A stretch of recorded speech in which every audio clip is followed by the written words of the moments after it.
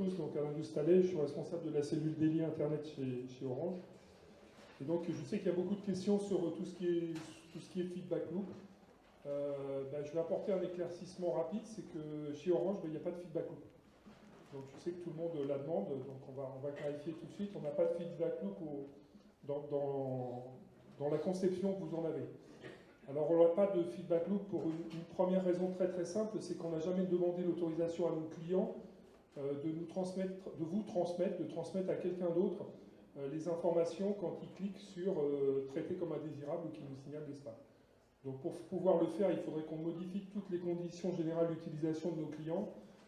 Et ça, vous vous doutez bien que dans une entreprise comme la nôtre, c'est absolument pas possible, puisque une telle modification donne la possibilité à tous les clients, même engagés, de quitter l'entreprise et de résilier leurs abonnements. Donc je ne vais pas essayer d'aller discuter de ça avec mon grand chef, je crois qu'il ne serait pas d'accord. Alors pour compenser avec la demande qu'il y a quand même de feedback loop, on a décidé au niveau de Orange, et SFR a fait de même aussi, de s'appuyer fortement sur Signal Spam en fournissant une boucle de rétroaction par adresse IP. C'est-à-dire que tous les jours, on fournit pour la journée d'avant le nombre de plaintes par IP. On envoie ça donc à Signal Spam. Et c'est à travers Signal Spam qu'on peut avoir accès à cette boucle de rétroaction. Ça, c'est la première chose qu'on a mis en place pour essayer d'aider les gens qui ont envie de faire du travail correct avec ces boucles.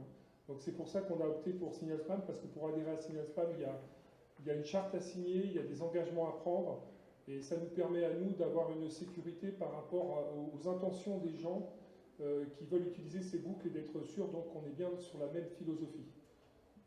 Bon, ça c'est la première chose qu'on a fait. Pour essayer d'améliorer aussi les feedback loops au niveau de Signal Spam, on a décidé il y a 4 ou 5 mois de transmettre nos spam traps. Parce qu'évidemment, on a effectivement des spam traps aussi. On ne les utilise pas du tout à la manière dont peuvent les utiliser Spamhaus ou les différentes RBL. Les spam traps chez nous, c'est quelque chose qui n'est utilisé que pour valider quelque chose qu'on a déjà aperçu. Donc ces spam traps aujourd'hui sont redistribués en direction de Signal Spam et sont à disposition aussi des membres de Signal Spam. Et ensuite, on a une autre façon de faire de la boucle de rétroaction, même si ça n'a pas tout à fait le nom. C'est le travail qu'on fait avec tous les acteurs sérieux du marché, de par les blocages qu'on effectue. Alors effectivement, un blocage, ce n'est pas une boucle de rétroaction par soi-même, mais ça permet quand même aux acteurs qui se sont fait bloquer, quand ils reviennent vers nous, ils ont toujours l'explication du pourquoi ils ont été bloqués. Ils ont en règle générale le nom de la campagne qui a provoqué ce blocage, le sender, le nombre de plaintes et des explications. Et on travaille ensuite avec eux pour essayer de voir comment sortir de cette situation. Donc voilà en gros pour tous les systèmes de feedback loop qui sont en place. Alors il y en a beaucoup qui nous comparent, qui nous disent « Ah oui, mais Gmail, ah oui, mais Hotmail ». Alors effectivement, Gmail, Hotmail ont des boucles de rétroaction, ils ont des feedback loops qui vous envoient le nom des clients, enfin de leurs usagers qui ont posé plainte.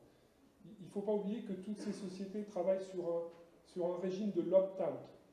C'est-à-dire que Gmail est régi par les lois américaines, ils utilisent l'opt-out. Quand on est dans le phénomène de l'opt-out, il est évident qu'il faut mettre toutes les boucles de rétroaction possibles en place pour pouvoir enlever tous les gens qui ne veulent plus recevoir. En France, on est sur le régime de l'opt-in, et non pas comme j'ai entendu tout à l'heure où on était sur l'opt-out et on passait à l'opt-in. Non. En France, on a toujours été sur le régime de l'opt-in, ce qui veut dire que quand vous envoyez un mail à quelqu'un, cette personne est censée s'être inscrite. Une personne qui s'inscrit quelque part, quand elle ne veut plus recevoir, en règle générale, pas tout le monde, elle se désinscrit. Donc le besoin de feedback loop à ce niveau-là, il est quand même moins important que quand on est sur le phénomène de l'opt-out.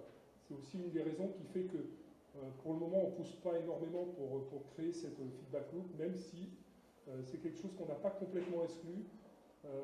On y réfléchit, on essaiera de s'armer pour peut-être la mettre en place un jour, mais la condition numéro 1 pour qu'on puisse la mettre en place un jour, ce serait que le marché mûrisse un petit peu plus et qu'on ne se retrouve pas avec les campagnes qu'on a aujourd'hui dans les boîtes de nos clients qui sont quand même relativement catastrophiques, puisque depuis quelques temps quand même on a une recrudescence des campagnes de spam, parce qu'il n'y a pas d'autre mot, qui arrivent dans les boîtes de nos clients et qui posent quand même pas mal de problèmes et qui nous interpellent aussi par rapport à la mise en place d'une feedback loop. Est-ce que ça ne va pas être aussi lâcher un frein?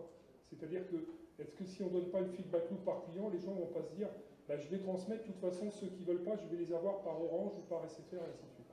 Donc voilà, c'est tous ces éléments de contexte qui fait qu'aujourd'hui, les feedback loops qu'on offre, on les offre à travers Signal Spam et en flux IP, plus individuellement, évidemment, les routeurs qui nous appellent pour savoir pourquoi il y a eu tel problème. On leur donne exactement le nombre de plaintes qu'il y a eu et on leur donne tous les détails des campagnes. Voilà.